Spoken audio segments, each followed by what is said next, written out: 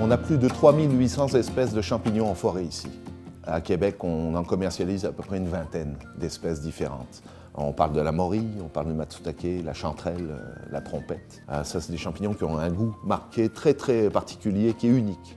On a un champignon ici au Québec qui est extraordinaire. Ce champignon, en français, on l'appelle le tricholome à grand voile. Au Japon, on l'appelle le matsutake. Ce champignon-là, les Japonais en sont fous.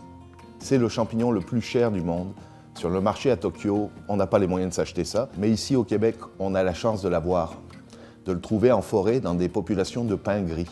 Ce champignon-là, c'est exactement la même génétique que le champignon qu'on retrouve au Japon. Alors ça, c'est quelque chose d'extraordinaire pour nous.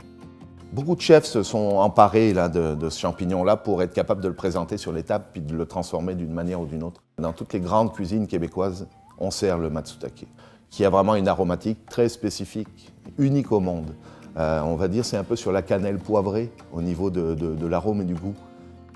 Il faut savoir que la cueillette des produits forestiers non ligneux va progressivement remplacer un peu ces activités de coupe forestière.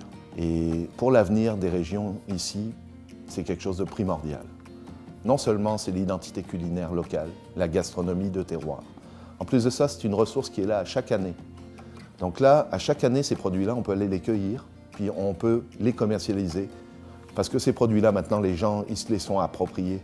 Les cuisiniers les travaillent, puis le grand public qui les ont vus dans les émissions de foodies un peu partout, ils veulent les avoir maintenant à la maison. Ils veulent pouvoir se faire une belle petite omelette aux chanterelles l'été avec du champignon frais, ou du cèpe, ou du bolé. Tout est ouvert maintenant à la curiosité de ces gens-là, puis on sent que ça pousse, vraiment.